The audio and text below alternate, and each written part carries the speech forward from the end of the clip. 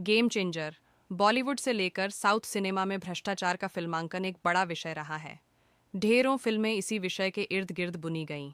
अपने जीवन से निराश दर्शकों को यह विषय अपील भी करता है, क्योंकि उन्हें लगता है उनके जीवन में व्याप्त तमाम कठिनाइयों की जड़ ही राजनीतिक व सामाजिक भ्रष्टाचार है। इसे लेकर कई फिल्में हिट हुईं, कई फ्लॉप भी। लेकिन याद करने लायक जो फिल्में थीं, उनमें से कुछ एस शंकर निर्देशित थीं। कहा जा सकता है एस शंकर का यह जॉनर ही है, और फिल्म गेम चेंजर भी अब उसका हिस्सा बन चुकी है। फिल्म के लीड हीरो दक्षिण भारतीय कलाकार रामचरण को फिल्म आरआरआर की रिलीज के बाद हिंदी बेल्ट के दर्शकों ने उसे सिरमाथे पर बैठा लिया था। आरआरआर में रामचरण को बेस्ट एक्टर का फिल्म फेयर अवार्ड दिया गया था। गेम चेंजर भी तेलुगु फिल्म से हिंदी में डब की गई है।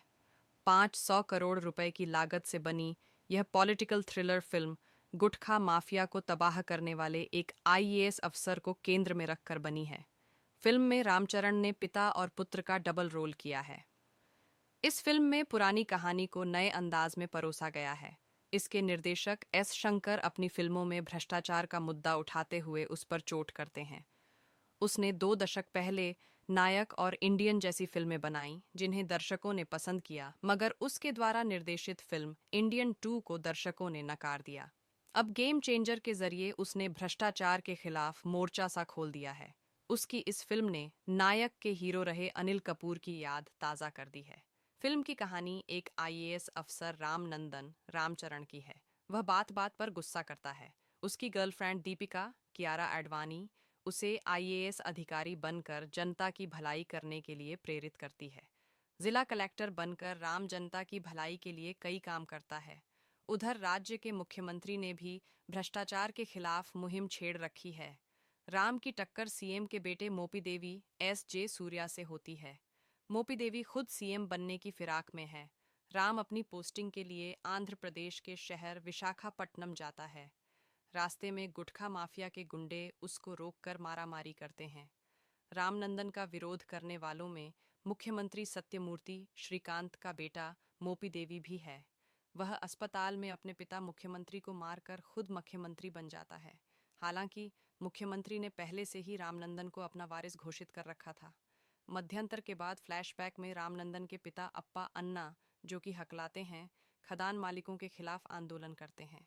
राजनीति चमक जाती है तो अभ्युदय नाम की अपनी पार्टी बनाते हैं।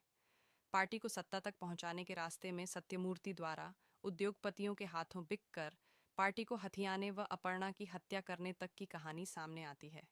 फिर रामनंदन और मोपी देवी द्वारा एक दूसरे को मात देने का खेल शुरू होता है।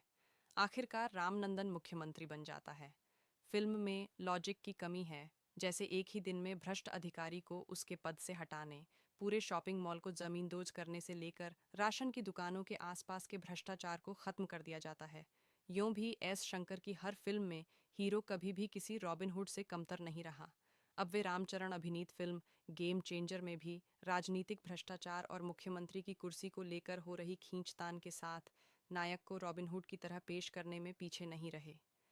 इंटरवल के बाद घटनाक्रम तेजी से बदलने शुरू होते हैं, पर ज्यादातर दृश्य कपोल कल्पित हैं, जिनका वास्तविकता या लॉजिक से कोई लेना देना नहीं।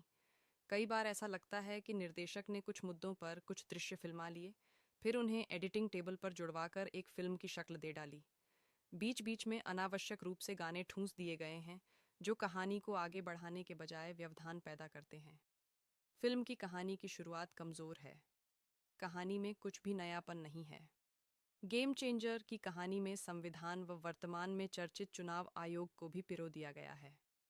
मध्यांतर से पहले कहानी बोर करती है। निर्देशक ने नायक को रॉबिन हुड सरीखा दिखाया है। क्लाइमैक्स घटिया है। मतदान करने के महत्व पर भी रोशनी डाली गई है। गाने अनावश्यक हैं। रामनंदन और दीपिका की कहानी भी ठीक से डेवलप नहीं की गई। फिल्म देखते वक्त अन्ना हजारे के आंदोलन की याद ताज़ा हो आती है। निर्देशक को यह पता होना चाहिए कि आईएएस अफसर की पहली पोस्टिंग सीधे जिला कलेक्टर की नहीं होती।